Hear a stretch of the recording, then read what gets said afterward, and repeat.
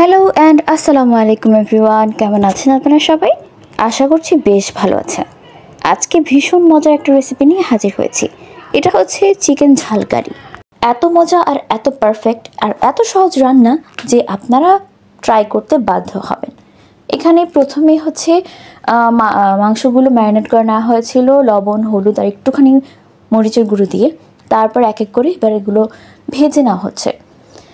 যেহেতু মুরগির ঝাল ফ্রাই করা হবে, একটু ভালো করে ভাজা হবে যাতে করে স্বাদটা খুব বাড়ে।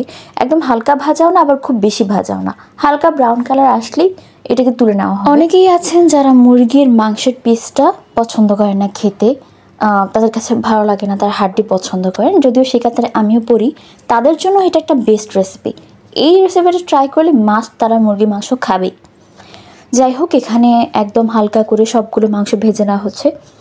তারপর মাংসগুলো তুলে একই কড়াইয়ের মধ্যে হচ্ছে আলুগুলো ভেজে নেওয়া হবে। বেশ গোল গোল করে আলুগুলো কেটে নেওয়া হয়েছে। মানে আমরা আমাদের পছন্দ মতো আলুগুলো সাইজ দিয়েছি, আপনারা চাইলে একটু বড় বা ছোটো করতে পারেন, তবে এভাবে করলে হচ্ছে খুব সুন্দর লাগে। তারপরে হচ্ছে এগুলোতে লবণ, হলুদ আর একটুখানি মরিচের গুঁড়ো দিয়ে এবার এটাকে ভেজে নেওয়া হবে। খুব বেশি ভাজা যাবে না, জাস্ট হালকা ব্রাউন কালার আসলেই, মানে চারপাশটাতে হালকা ব্রাউন কালার আসলেই হচ্ছে তুলে নিতে হবে। এই তো আলুগুলো ভাজা হচ্ছে। যেহেতু বাসায় অনেক মেহমান ছিল, তাই তাদের কোয়ান্টিটি অনুযায়ী মাংস আর আলুগুলো নেওয়া হয়েছে।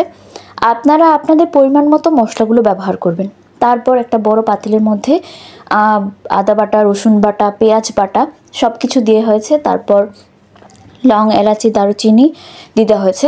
এখানে কোনো কাঁচা পেঁয়াজ ব্যবহার করা হবে না, শেষে পেঁয়াজ বেরেস্তা ব্যবহার করা হবে। এখানে এক এক করে সবগুলো মশলা দিয়ে দেওয়া হয়েছে।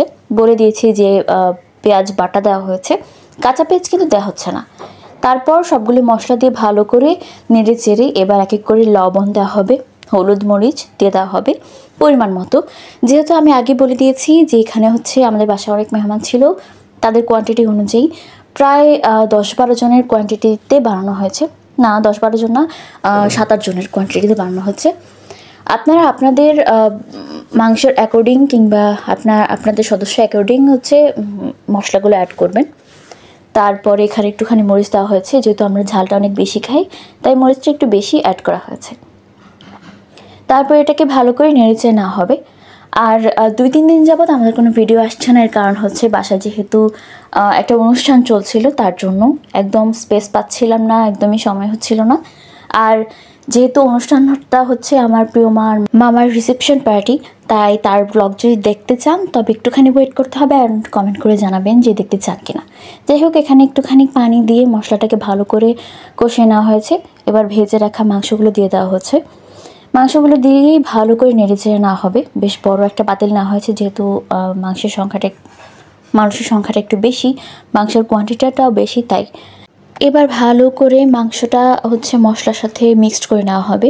মাংসটা যত ভালো করে মেশানো হবে, মশলার সাথে কষানো হবে, তত কিন্তু রান্নার স্বাদ অনেকটা বেড়ে যাবে।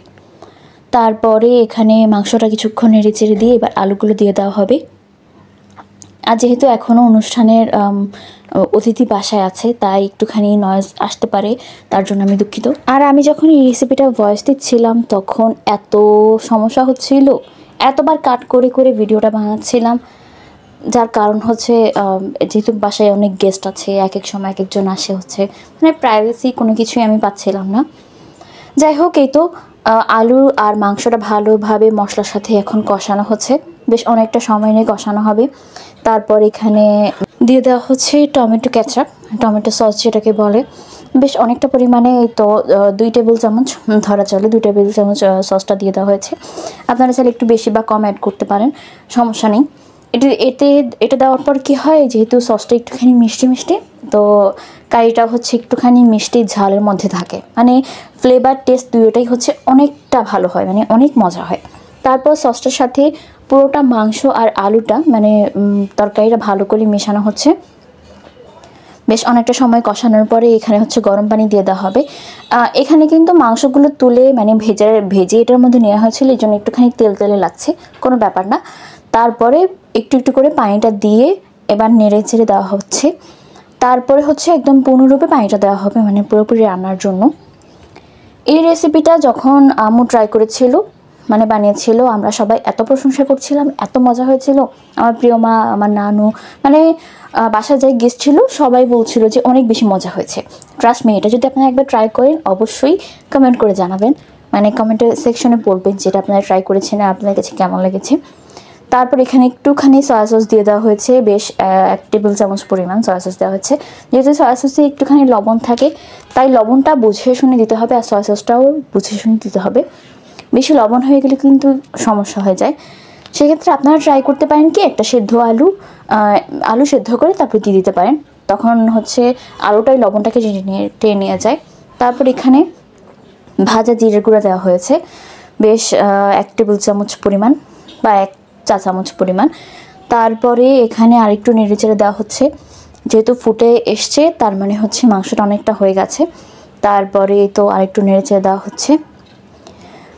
এই পর্যায়ে কিন্তু চুলার আঁচটা খুব বেশিও থাকবে না, আবার খুব বেশি কমও থাকবে না। তারপর এখানে একটুখানি ঘি উপর দিয়ে দেওয়া হয়েছে। ঘিয়ের কারণে হচ্ছে স্মেলটা খুব বেশি ভালো হয়, অনেক মজা হয়। আমরা জানি যে কোনো খাবারে হচ্ছে ঘিটা অ্যাড করলে খাবারের স্মেলটা প্লাস টেস্টটা হচ্ছে অনেকটা বেড়ে যায়। তারপর আরেকটু নেড়েচেড়ে মাংসের সাথে অ্যাড করে দেওয়া হয়েছে ঘিটা। তারপর এখানে পেঁয়াজ বেরেস্তা দেওয়া হচ্ছে। এখানে শুধু পেঁয়াজ বেরেস্তা আর পেঁয়াজের পেস্টটা ইউজ করা হবে, মানে কাঁচা কোনো পেঁয়াজ ইউজ করা হবে না। এই তো পেঁয়াজ বেরেস্তা দিয়ে তারপর আরও কিছুক্ষণ রান্নাটাকে করা হবে। তারপর আমাদের এই তো এখন হয়ে গেছে অনেকটা। ঝোলটা আপনারা চাইলে একটু রাখতে পারেন কিংবা কষিয়ে নিতে পারেন, কোনো ব্যাপার না। এই তো আমাদের রান্নাটি রেডি। কেমন হলো আজকের রেসিপি অবশ্যই কমেন্ট করে জানাবেন, আর আপনারা যদি ট্রাই করেন তা জানাতে ভুলবেন না। ডেকোরেশনের জন্য উপর দিয়ে আরেকটু পেঁয়াজ বেরেস্তা অ্যাড করা হয়েছে, এটা চাইলে আপনারা স্কিপ করতে পারেন, কোনো ব্যাপার না। কেমন লাগলো আজকের ভিডিও অবশ্যই কমেন্ট করে জানাবেন, আর আপনারা যারা আমাদের চ্যানেল নতুন চ্যানেলটাকে সাবস্ক্রাইব করতে ভুলবেন না। আর বিয়ের ব্লগটা কিন্তু খুব জলদি আসছে, মানে রিসেপশন ব্লগ, তা কিন্তু মিস করবেন না। আজকের মতো এই পর্যন্তই, টাটা বাই বাই, আল্লাহ হাফিজ।